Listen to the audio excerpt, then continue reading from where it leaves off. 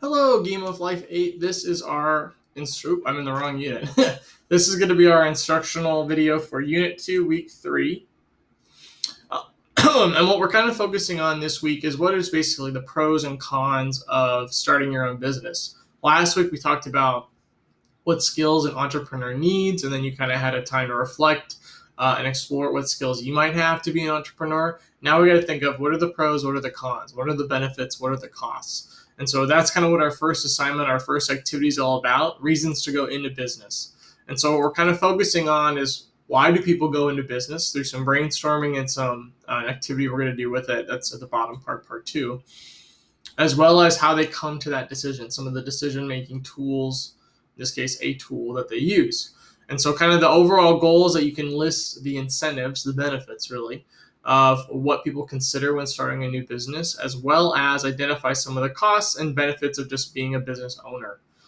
For our supplemental activity today, this is a different video from the Iowa Entrepreneur Show. It's about, I think it's a concrete company. Yeah, Gomaco, which is in Ida Grove. I don't know if you guys have ever, I feel like Trainer, that's where I grew up. We always played them in volleyball there, Battle Creek, Ida Grove. But it's a town in Iowa. It's north of here somewhere.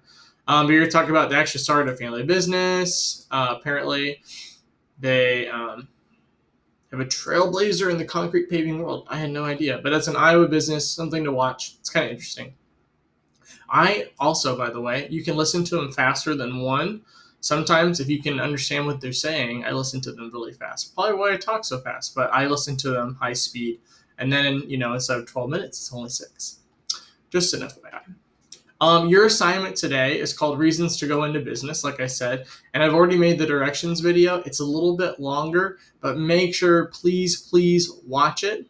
So if you're watching this, make sure you do the directions. I'm guessing you probably don't always watch this one or the directions, but this assignment is kind of confusing because you're going to be using a tool, as I showed in the directions video, called a decision-making grid, and it's a little complicated to understand. And so the video, I think, does a good job of explaining how to use it and then basically what you're expected to do as the student with it.